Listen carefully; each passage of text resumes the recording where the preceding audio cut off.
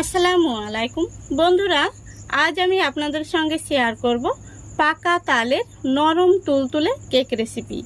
এই কেকটা যে কেউ বানিয়ে নিতে পারবেন, আর বাচ্চা থেকে বড় সবাই খুবই পছন্দ করবে। তাহলে চলুন আজকের এই রেসিপিটা দেখে নেওয়া যাক। রেসিপিটা ভালো লাগলে লাইক কমেন্ট শেয়ার করতে ভুলবেন না, আর চ্যানেলটিকে সাবস্ক্রাইব করে আমার পাশে থাকবেন। তাহলে চলুন শুরু করা যাক। তো দেখুন, এখানে আমি একটি মিক্সিং বোল নিয়েছি, আর প্রথমেই নিয়ে নিচ্ছি দুটো ডিম। আপনারা চাইলে ডিম ছাড়াও কেকটা বানাতে পারেন, তবে আজকে আমি ডিম দিয়েই কেকটা বানাবো। তো ডিমগুলো যেহেতু একটু ছোট সাইজের, সেই জন্য আমি দুটো ডিম নিয়েছি। আপনারা চাইলে একটি ডিম দিয়েও বানাতে পারেন। তারপরে দিয়ে দিচ্ছি আমি এক বাটি চিনি। চিনিটাকে আমি গুঁড়ো করে নিয়েছি। তো এখানে চিনিটাকে গুঁড়ো করে নেওয়ার চেষ্টা করবেন, তাহলে কিন্তু দেখবেন খুব তাড়াতাড়ি চিনিটা মিশে যাবে। তো এখানে আমি সবগুলো উপকরণ এই বাটি মেপেই নিয়ে নেব। এবার দিয়ে দিচ্ছি স্বাদ মতো লবণ। তারপরে দেখুন, এখানে আমি হাতে চাপা একটি হ্যান্ড বিটার নিয়েছি। এই হ্যান্ড বিটার দিয়ে খুব সুন্দর করে বিট করে নেব।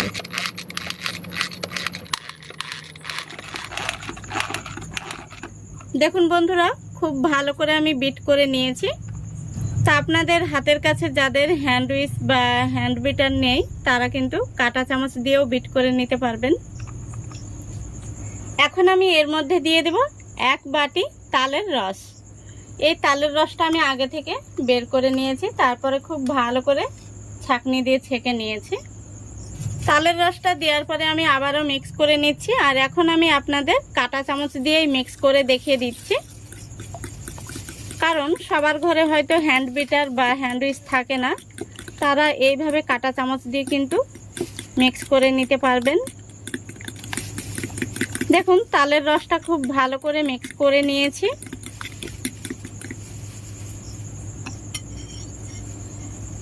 এবার দিয়ে দিচ্ছি একই বাটির মাপ করে এক বাটি ময়দা। ময়দাটা আমি আগে থেকে চেলে নিয়েছি। আর হাফ বাটি দিয়ে দিচ্ছি সুজি। সেই সাথে দিয়ে দিচ্ছি 2 চা চামচ আতপ চালের গুঁড়ো। তারপরে দিয়ে দিচ্ছি 2 টেবিল চামচ পাউডার দুধ। এতে করে কেকের টেস্টটা কিন্তু দ্বিগুণ বেড়ে যাবে। আপনারা চাইলে তরল দুধ ব্যবহার করতে পারেন। তারপরে দিয়ে দিচ্ছি 1 চা চামচ বেকিং পাউডার আর হাফ চা চামচ বেকিং সোডা। এবার সবগুলো উপকরণ আমি খুব ভালো করে মিক্স করে নেব। দেখতেই পাচ্ছেন, আপনাদের সুবিধার্থে আমি কাঁটা চামচ দিয়ে মিক্স করে আপনাদের দেখিয়ে দিচ্ছি। যে কোনো একটা সোজাতেই কিন্তু এভাবে ঘোরাতে হবে, আর লক্ষ্য রাখতে হবে এই ব্যাটারের মধ্যে যেন কোনো রকম দলা পেকে না থাকে। আস্তে আস্তে এইভাবে খুব ভালো করে মিক্স করে নিতে হবে। দেখুন বন্ধুরা, খুব ভালো করে আমি মিক্স করে নিয়েছি। এখন আমি ব্যাটারটা ঢাকা দিয়ে রেস্টে রেখে দেব 5 মিনিটের জন্য, যেহেতু এর মধ্যে সুজি দেওয়া রয়েছে। দেখুন বন্ধুরা, 5 মিনিট পর আমি ফিরে আসলাম। তো দেখুন, খুব সুন্দরভাবে কিন্তু সুজিটা ফুলে উঠেছে। আমি এখন আরো 1 মিনিট মতো এইভাবে মিক্স করে নেব। তো দেখুন, খুব ভালো করে আমি মিক্স করে নিয়েছি। কেক তৈরির জন্য কিন্তু ব্যাটারটা একদম রেডি হয়ে গেছে। ব্যাটারটা অবশ্য দেখে আপনাদের বুঝে নিতে হবে। এই রকম ভাবেই কিন্তু ব্যাটারটা রেডি করে নিতে হবে। তো আমি যে 5 মিনিট রেস্টে রেখেছিলাম, সেই 5 মিনিটের মধ্যে আমি কেক বসানো বাটিটা রেডি করে নিয়েছি। এই বাটির মধ্যে খুব ভালো করে তেল ব্রাশ করে আমি একটি সাদা কাগজ বসিয়ে দিয়েছি, তার উপরেও খুব ভালো করে তেল ব্রাশ করে নিয়েছি। এখন আমি এই বাটির মধ্যে কেকের মিশ্রণটি দিয়ে দেব। তো এইভাবে উপর থেকে কেকের মিশ্রণটি দিতে হবে।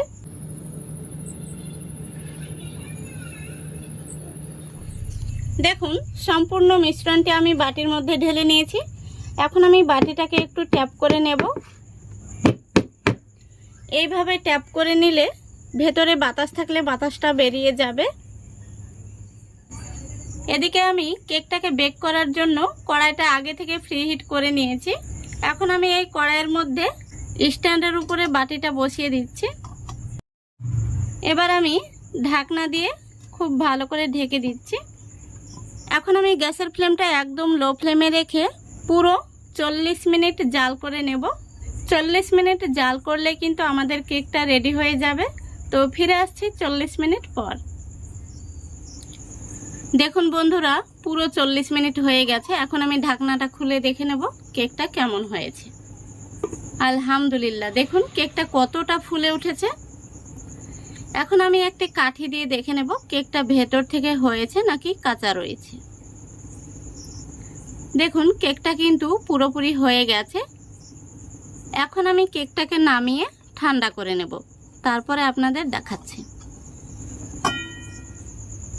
দেখুন বন্ধুরা, কেকটা কিছুটা ঠান্ডা হয়েছে। তো রাত্রি অনেকটা হয়ে গেছে, সেজন্য আমি তাড়াতাড়ি করছি। তো এখন আমি কেকটাকে বের করে নেব। উপর থেকে আমি একটি থালা দিয়ে দিচ্ছি।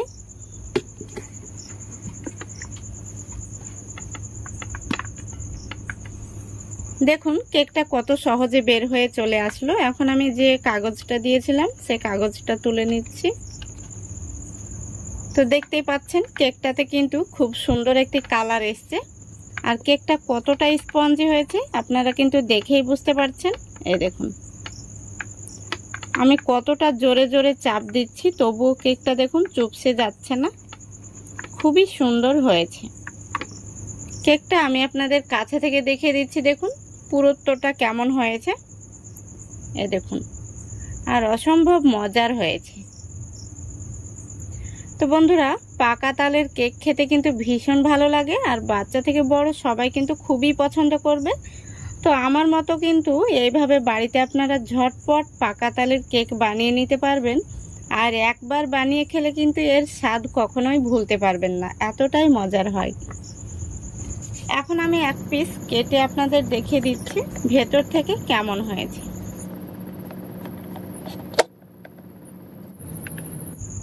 কেকটা কিন্তু এখনো অনেকটাই গরম রয়েছে। আপনাদের দেখানোর সুবিধার্থে আমি কেকটা কেটে দেখিয়ে দিলাম। এই দেখুন কতটা স্পঞ্জি হয়েছে, দেখুন একদম নরম তুলতুলে, মুখে দিলেই মিলিয়ে যাবে।